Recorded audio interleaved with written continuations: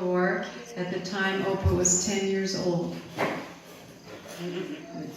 Opa, in his young teens, worked on a farm, and in his later teens was enlisted in the army and was trained as a soldier to work in Indonesia.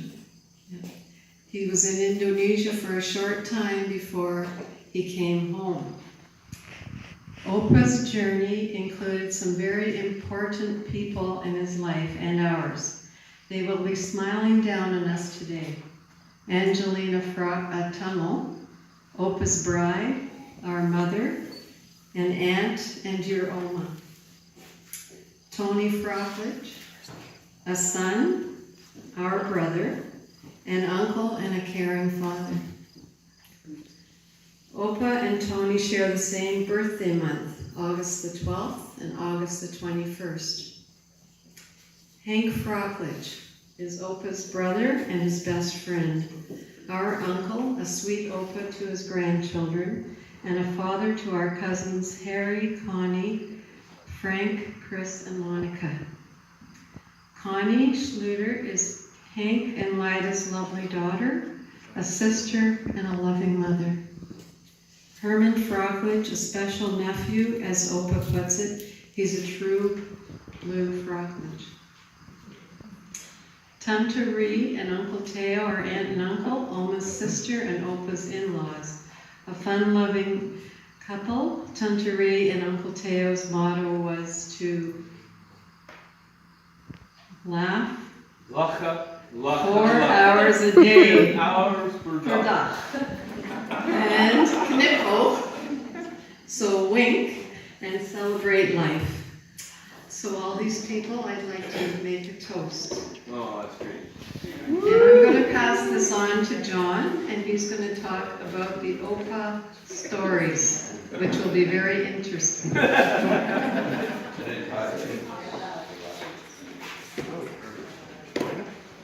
Oh, we did do the toast. Roast. Roast.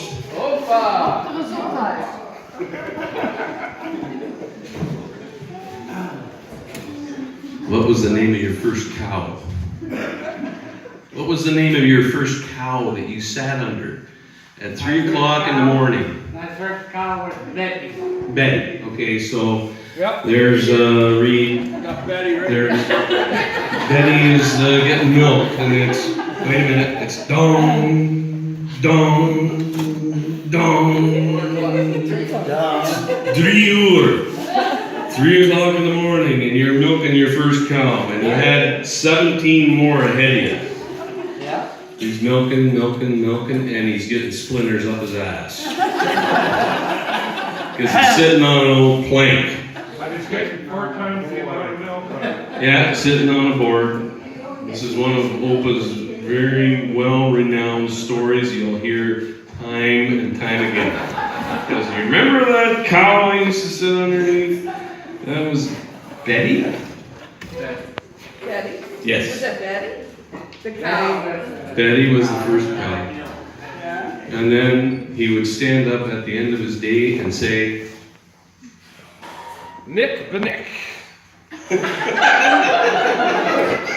Nick Benick. You don't have to speak English, you know. that is Dutch, buddy. Nick Ben Ick. Nick Benick. Nick Benny.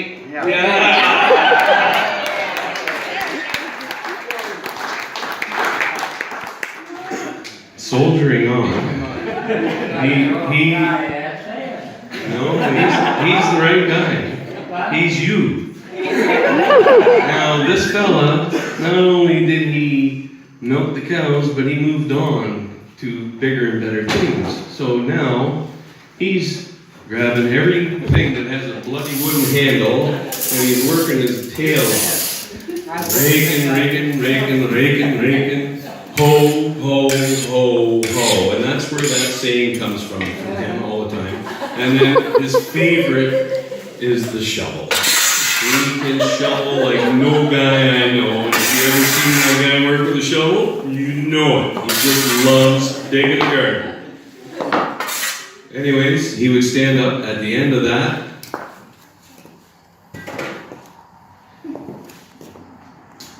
Nick Benick. Nick Benick. Now look at Nick's hands. Chrome. Chrome Zadid the banana chrome. He cannot straighten those fingers for nothing. Because he worked diligently in the fields, doing whatever with a wooden handle. Worked harder than anybody I know. We're moving on to the military. Where's my military guy? Here he comes. He's marching up. Now, he shed the wooden shoes. And he's marching. How many miles would you march in a day, or kilometers? Kilometers 50. 50 kilometers. With how much weight on your back? 45 pounds, plus your rifle, plus all the other stuff that you have to carry. That's what your patron, or what you call it, ammunition. Ammunition, all that good stuff. Anyways, he's packing pretty light here. That is the sword. Okay, now he's got the backpack on and he's got the rifle. He's in good shape here. So, yeah, Jackson on his back. He can do all that. And if it's Nick in his prime, he's doing all that and he's marching up the hill. Not a problem. He's not stubborn. He's determined. If there's anything I know about that guy, he's determined. And once a Marine, always a Marine. And that is something he's carried through his life. Anyways, at the end of that, he would say, Nick Benick. and I'm going to pass this off to Lisa.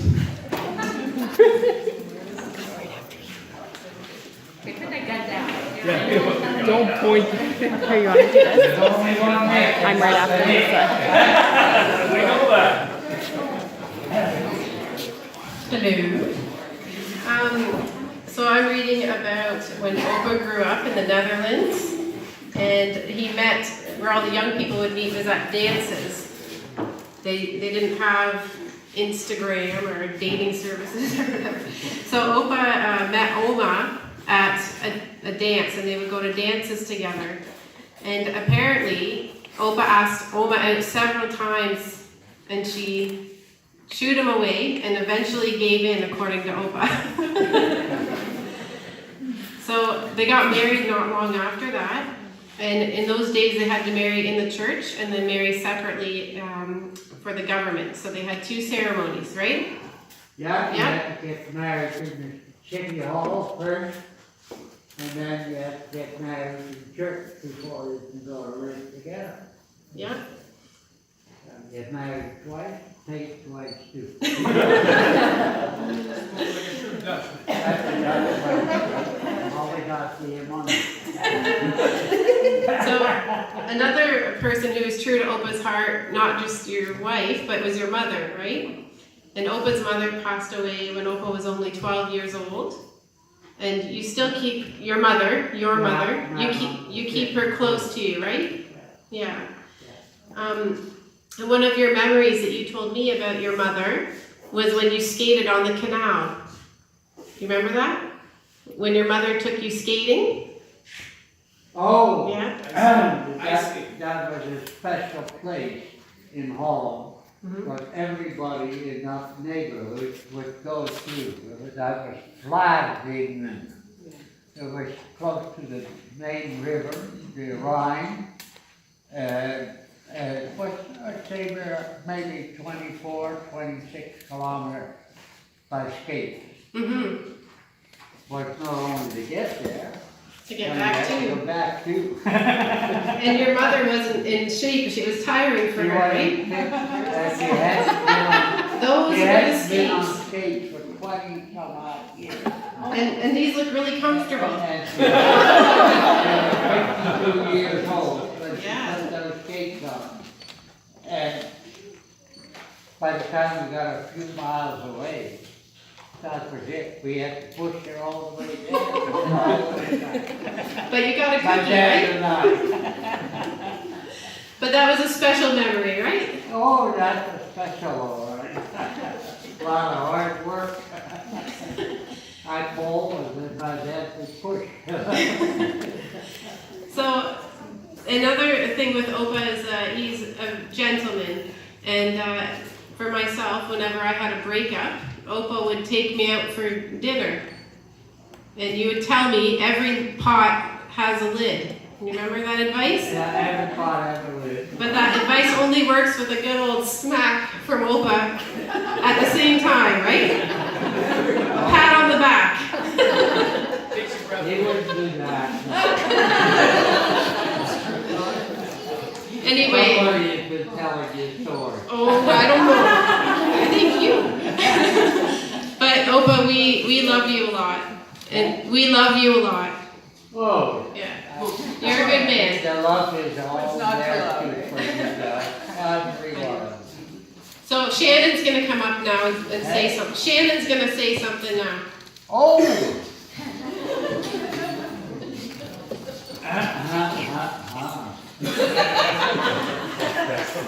That's the wrong one.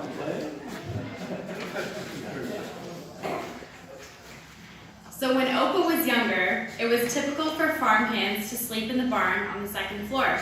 The livestock were below, and the owner of the farm would sleep in the home attached to the barn. Opa slept in a straw bed and wore wooden shoes on the farm to keep his feet warm. In the winter, he stuffed straw in his wooden shoes.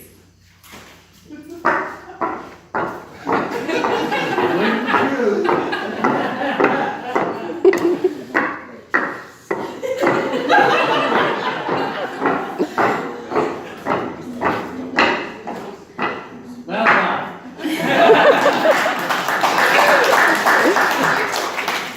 Opa learned to play the harmonica in his teens and played in the evening on the farm and as a soldier. He was the man of the harps in the day. Is Chelsea here? Chelsea McGarry? Opa says he was lucky to be at the tail end of the war. He was trained as a soldier and shipped to Indonesia where he patrolled. He says he was lucky to never hurt anyone, and it was a life-changing experience for him. He loved the culture and learned some great recipes he still uses today. Nasi Kura. It's a fantastic recipe. I've had it myself. Yeah. So Chelsea and I worked together, and not long ago did we do a promotion as one of our brands with Oma's cookies, using the coconut macaroons and the chocolate, and we actually gave them away for Christmas. So maybe you have some good ideas for next year's Christmas for us to use.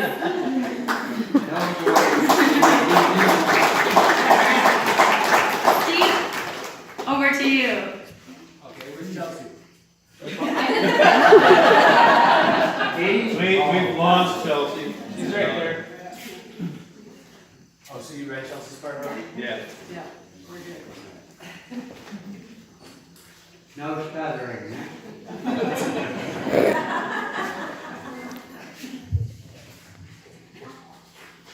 Opa was involved with genetic breeding of chickens at Sheeter Poultry Farm. He did tedious work of logging and separating chickens until he finally got the perfect chick, the Nick chick. Wrong car company. Go man. It's never going to be perfect, pal. Never. He found out that I was the one doing the work on the good part, so he called his Nick Chick.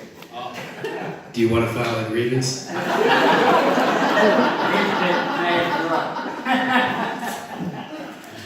This latent breed of chicken, Opa claims, is 98% of eggs sold in the world today. Opa is proud of his achievement. Opa, our family now lives in the exact spot you worked at Shaver Poultry Farms for years. My family. His house. My house. Steve's house. Uncle John almost got struck by lightning, remember? Yeah, after he saw the demolished. Yeah, but it looks nicer now. I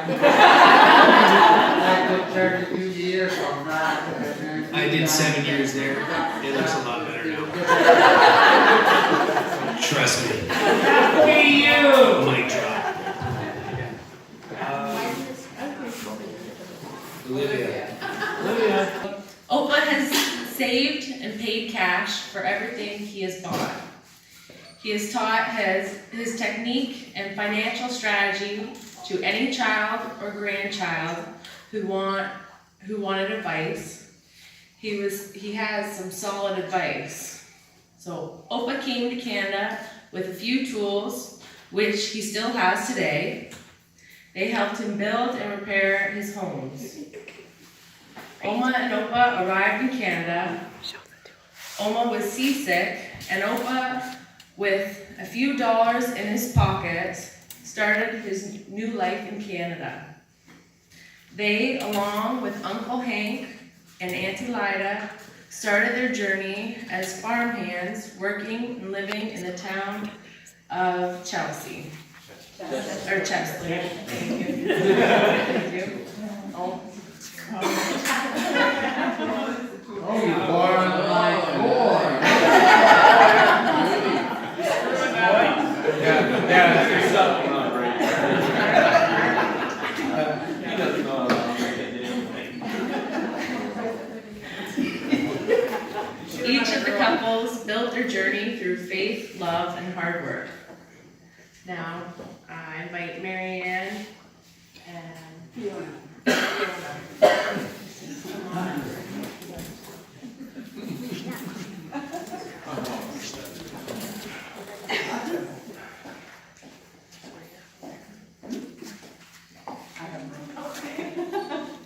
Okay, so I can't read with glasses on. So the first thing we want to talk about, Opa, is, of course, we lived in the country, and Rita and I had to go to school, and there was no bus service. So you were very instrumental in instructing and being on the board, the Catholic school board, and making it all happen, that we got buses that would actually pick us up in front of our home. Yeah, that was the first bus in all of Ontario. For the Catholic school board. Fantastic. So thank you. That was my first win. And I'm sure you had a lot of other wins. Oh. Yeah. Because what you're going to do is you're going to tell us about St. Vincent de Paul. Yeah. I looked after the poor of all of the city of Cambridge. So what kind of things did you do to assist the poor? All depends what they needed. And we always like to give them material things like food or whatever they needed to make things better. Money was the last thing. If they needed milk or something in that neighborhood, then we gave them some money as well. But that was to stop people from just taking the money and throwing the rest of it. Hey, can I add something to this? Absolutely. So when I was younger, Opa used to Opa used to help everybody else out with St. Vincent de Paul. Yeah. Okay. So this is, if anybody doesn't know what it is, it's in the basement of the church St. Ambrose in Cambridge. So you go down there, you got a ton of different clothes, you got your used corduroy jeans, you got all this shit. Trust me, it's crazy. But not only that, we grew up very poor. I I would go to less fortunate families' houses with him and deliver appliances. Washers, dryers, whatever they needed, right? Later that day, well, we didn't have one, so he surprises us and he said, well, you're gonna help me fucking move the thing, right? So I said, okay, where are we going? I wasn't getting paid. And then we're going to your place. You need a dryer. So we got a dryer. See, this is the type of guy he is, man. You know what I mean? It's a good man.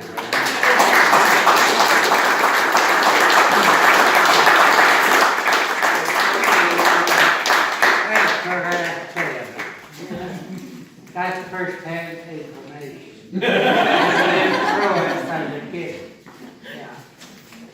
Okay, so something else that Oma and Opa always did for any of the children and all of the grandchildren was for anybody's birthday, they were there.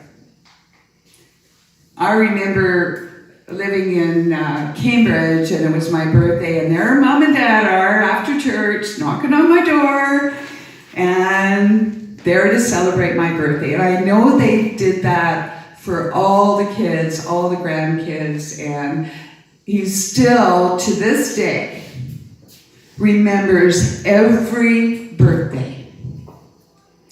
And I'll tell the little secret. I'll write it down now. We all have a birthday calendar. Every single one of us.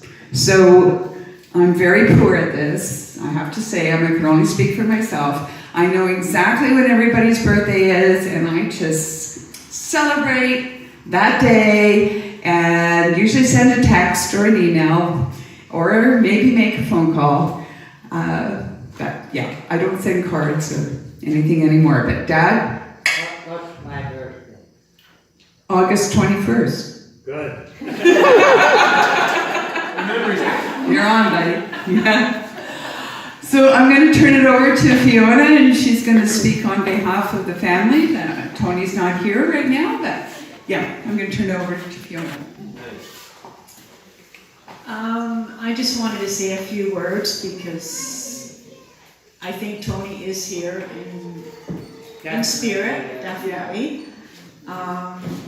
He was very proud of his dad.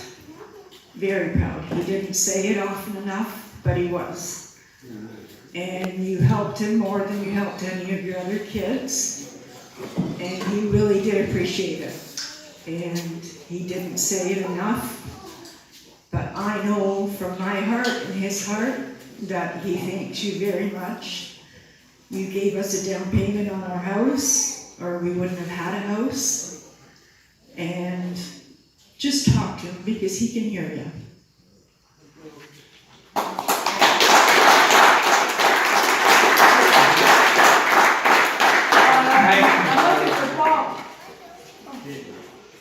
Oh, wait, no. That's right. Paul has turned this piece over to Caitlin. That's right. Because Paul has no glasses. Right.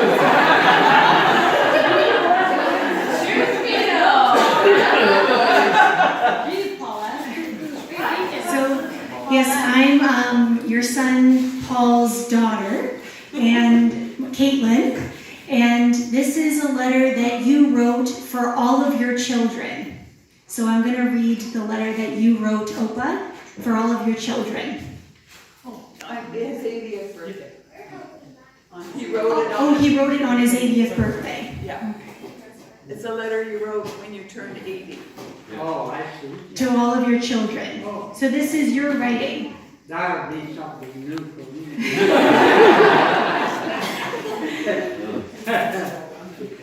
My memory doesn't work so vividly on the 1 week of the year together. Perfect. Don't miss a word. So Opa had said, we placed all of our faith, hope, and love into each other with the knowledge that God loved us as long as we did our part to the best of our ability. We said, here we are, lead us. Our life was completely given to the task of giving our children, God's gift to us, the best possible chance to be free and loving people, ready to challenge the future on their own. One never knows what his parents had to sacrifice to raise their children until you have gone through it yourself, and so it is with our grandchildren. When we were just married with our first child, I said to my wife, "These are the flowers of God. They will produce the fruit in the end."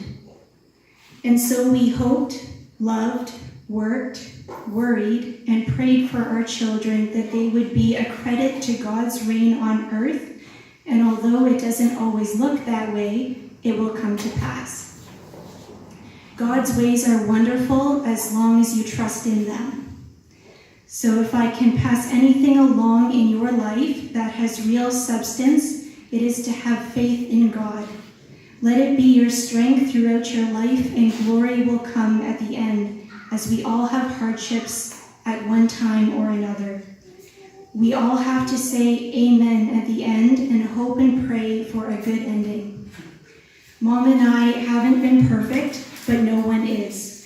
We always tried in our own way to do the best possible for our children, neighbors, community, and never forget ourselves. We made many painful mistakes and struggled, but we're stronger in the end because of it. We struggled to gain some standard of worldly goods, and with God's blessing, we have been able to do that. We left our relatives and friends to chase a dream. We didn't get everything we set out to do, but we gained a great deal of knowledge about life and love and living that we would not have gained if we did not come here in the first place. I have to say that by following in God's ways, we have gained a richness that money would never have been able to buy. If I can give any advice at all, I would say, look up to God and follow him wherever he takes you, and you will be a better person for it.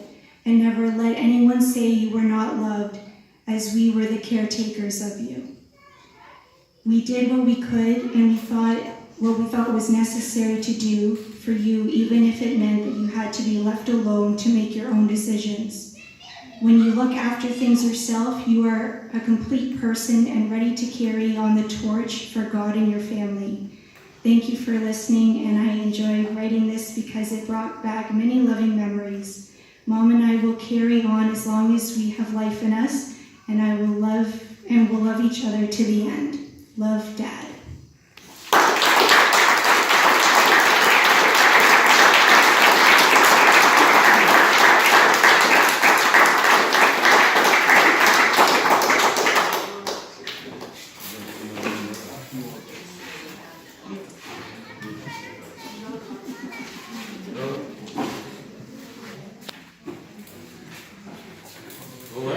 That was well written. Yeah, good job.